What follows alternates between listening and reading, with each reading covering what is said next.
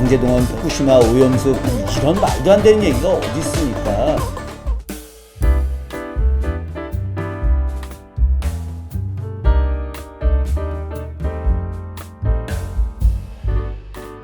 안녕하세요, 김준혁입니다. 오늘은 1510년 중종 5년에 있었던 삼포 외란에 대한 이야기를 하도록 하겠습니다. 삼포가 어디냐고요? 부산포, 제포, 연포 이 세 곳을 말합니다. 부산포는 오늘날 부산 그대로를 말하는 것이고요. 제포는 진해를 이야기합니다. 연포는 오늘날 울산광역시입니다. 현재 행정구역으로 치자면은 부산시, 창원시, 울산시 이 세 곳의 바다를 열어서 일본과 개항을 하게 해주었다라고 하는 것이죠. 그런데 이곳에서 일본 왜구들이 난을 일으킵니다. 그래서 삼포에 있었던 외란이다 라고 해서 삼포 외란이라고 부르는 것이죠. 삼포 외란은 철저하게 일본의 만행이었습니다. 일본이 오랫동안 조선과 교역을 맺고자 하면서 그 교역에 불만을 품고 우리의 뒤통수를 친 것이죠. 이 과정을 한번 우리가 자세히 들여다볼 필요가 있습니다. 지난번에 제가 대마도 정벌 이야기 했었지 않습니까? 대마도 정벌 하고 난 1년 뒤에 뜻밖의 일이 벌어집니다. 대마도주가 사신을 조선의 왕한테 보냈습니다. 세종한테 보낸 거예요. 대마도의 영토를 일본이 아니라 조선의 영토로 편입시켜 달라고 하는 것이었습니다. 당시 대마도 사람들은 일본 본토에 소속되어 있는 것보다 조선에 소속된 것이 자기네들이 먹고 사는 데 있어서 더 나을 수 있다고 판단을 했던 것 같습니다. 당시의 왕은 세종이었지만 실제 권력을 갖고 있는 사람은 태종이었잖아요.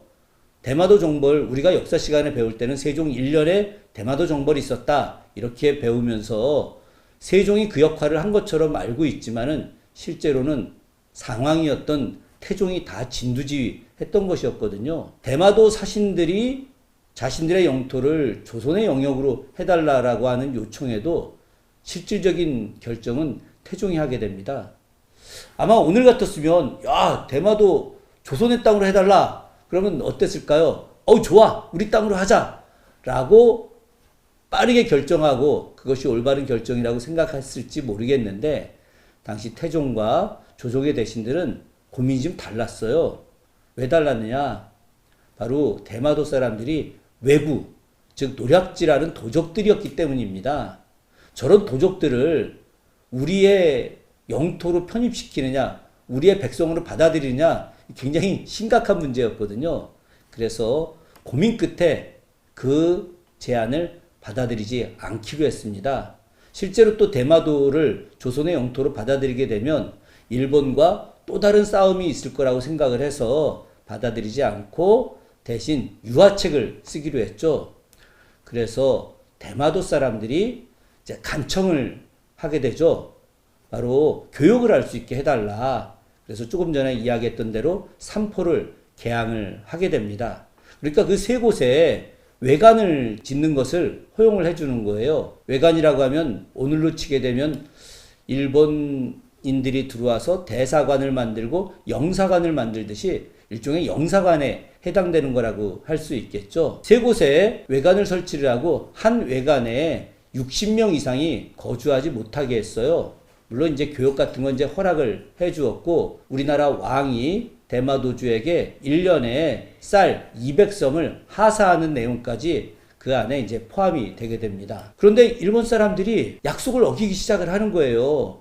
60명만 거주하게 한다고 하는데 이 사람들이 계속해서 조선으로 들어오게 되는 거죠. 당시에 이런 사람들을 항거외인, 항상 존재하는 외인들이라고 해서 항거외인이라고 해서 일종의 요즘으로 치게 되면 영주권? 이런 것들을 이제 주었던 거죠. 그런데 이 사람들이 독자적인 생활을 하기 시작을 하는 겁니다. 외관 일대에다 성을 쌓고 또 대마도에서 군사를 보내기도 하고 점점 인원이 늘어나는데 무려 3,000명까지 늘어나게 된 거예요. 각 포에 60명씩이었으면 다 합쳐봐야 180명밖에 안 되는 것인데 무려 3,000명까지 늘어나게 됐고 이들이 조선의 관리들의 명보다는 대마도주의 명령을 듣는 아주 이상한 형태로 발전하기 시작을 한 것이죠. 그럼에도 불구하고 조선이 일본과의 관계를 원만하게 하고 대마도하고의 관계를 잘 풀기 위해서 꾹 참고 허용을 좀 해주었었어요. 그러다가 아주 이상한 일이 생기게 됩니다. 바로 그 삼포 일대에 자꾸 살인사건이 나는 거예요. 우리 백성들이 막 몇십 명이 죽어 나가게 된 거죠. 그래서 조정에서 막 조사를 해보니까 그 살인사건들이 바로 왜구에 의해서 일어난 사건이라는 걸 알게 된 겁니다. 당시 왕이었던 중종이 경로를 했어요. 그래서 그 왜구들을 잡아들여라. 그리고 왜구를 잡아서 효수형을 시켜라. 라고 명령을 내리게 됐죠. 삼포에 있는 관원들이 이제 왜구들을 찾아다니다가 5명을 잡아서 사형을 시켰습니다. 그런데 사실 이때 실수를 좀 했어요. 이들이 바로 사람들을, 조선 백성들을 죽였던 그 왜구들이 아니라 그냥 그곳에서 일상적으로 생활하는 한거 외인이었었던 거죠. 당시 삼포에 있었던 외인들이 이 건을 핑계로 이제 폭력 행사를 하게 됩니다. 난을 일으키게 된 거죠. 사실 이들이 자기네들이 오랫동안 조선의 관원들로부터 굉장히 많은 차별 대우를 받았다. 자신들이 세금도 내야 됐고 기와도 구워야 되고 소금도 만들어야 되고 또 옷감도 바쳐야 되고 이런 여러 가지 안 좋은 일이 있었다. 그런데 왜 우리는 이렇게 차별받고 억울하게 당하는데 우리 일본인들을 죽이느냐? 뭐 이런 명분으로 난을 일으킨 거예요.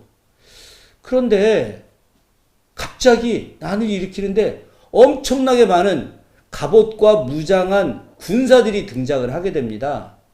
만약에 이들이 억울한 일이 있다고 한다면 부산포 첨사 이유종한테 억울한 일을 이야기하거나 아니면 이와 관련돼서 조정에 건의를 하거나 또 사람을 잘못 죽인 부분에 대해서는 잘못됐다 이렇게 협의를 하거나 아니면 진정을 하거나 뭐 혹은 너무 화가 나서 싸우겠다 그러면 와서 당당하게 이야기를 했어야 되는데 그게 아니라 갑자기 기습 공격을 하게 한 건데 아니 기습을 하게 되면 몇십 명, 몇백 명이 할 수는 있겠지만은 무려 4,000명에서 5,000명이 넘는 정규 군사들이 바로 이 삼포 지역을 공격을 하게 된 겁니다. 그래서 부산포 첨사였던 이유정이 그 군인들에 의해서 왜구들에 의해서 사형을 당한 거죠. 나중에 조선 조정이 깜짝 놀라서 확인을 해봤더니 겉으로는 자신들의 억울함을 호소한다고 하면서 대마도주와 짜고서 대마도주가 무려 군사 5,000명을 보낸 겁니다. 대마도주는 아예 이걸 핑계대고 나서 자신들의 욕구를 해결하기 위해서 일종의 전쟁 같은 걸 일으키게 된 거죠. 그래서 5,000명이나 되는 엄청난 인원이 갑자기 기습 공격을 하게 되니까 우리 군사들이 당할 수밖에 없었던 거죠. 여기에 대해서 무고한 백성들이 상당수가 희생이 됩니다. 당시 중종실록을 보게 되면 백성들이 270명이 죽었다라고 기록되어 있어요. 중종이 화가 극도로 치솟았겠죠. 그래서 중종이 바로 그 지역 전체에 군사를 보내게 합니다. 완전히 섬멸하라고. 그래서 당시에 조선의 군사들이 대거 삼포 지역으로 내려가서 왜구들을 무찌릅니다. 이 왜구들이 다 대마도로 도망을 가게 됐죠. 그리고 나서 국교를 단절하고 일체 왜구들을 들어오지 못하게 합니다. 일본 정부가 난리가 났습니다. 자기네들과 상의 없이 대마도주의 계획에 의해서 이루어진 것들이었기 때문에 일본 정부는 굉장히 난감해했고 또 조선과의 교역이 절대적으로 필요하다고 생각했는데 그것이 제대로 이루어지지 못하게 되다 보니까 조선 조정에 사신을 보낸 거예요. 대마도 도주의 사신과 함께 그때 간곡하게 요청을 합니다. 중종이 받아들일 생각을 하지 않았어요. 그럼에도 불구하고 너무나 간곡한 요청과 절대로 외란을 일으키지 않겠다는 약속을 한 끝에 중종이 삼포 외란이 있은 지 2년 뒤에 다시 교역을 허용해 줍니다. 그 교역의 내용은 그 이전의 내용의 절반에 해당되는 내용입니다. 교역량도 반으로 줄고 또 거주하는 인원도 반으로 줄고 조선의 왕이 대마도주에게 보내는 쌀도 반으로 줄게 된 것이죠. 그럼에도 불구하고 일본 정부와 대마도주는 감사하다는 인사를 하면서 그 교역을 다시 진행을 하게 됩니다. 그리고 약속합니다. 다시는 절대 외란을 일으키지 않겠다고요. 이렇게 해서 1510년에 있었던 삼포 외란은 종결이 되게 됩니다. 일본은 어땠을까요? 그 이후에도 을묘년에 외란을 또 일으키게 됐고 그 이후에 다시 임진왜란을 일으키게 됩니다. 정말 일본은 약속을 지키지 않는 나라였습니다. 지금도 일본이 약속을 지키지 않고 있죠. 일본이 후쿠시마 핵오염수 방류하고 있고 또 강제 동원과 관련된 여러 내용들도 모두 다 파기하고 있습니다. 정말 일본은 믿을 수 없는 나라이죠. 우리가 일본이 믿을 수 있는 나라, 서로 협력해서 잘 사는 나라가 될 수 있게 오히려 우리가 더 강해져야 됩니다. 그리고 일본의 잘못을 지적하고 일본이 우리하고 함께 나아갈 수 있는 나라로 거꾸로 우리가 만들어줘야 될 거라고 생각합니다. 우리가 그 힘을 키우면서 함께 나아가도록 하죠. 오늘 이야기는 여기까지 하겠습니다. 감사합니다.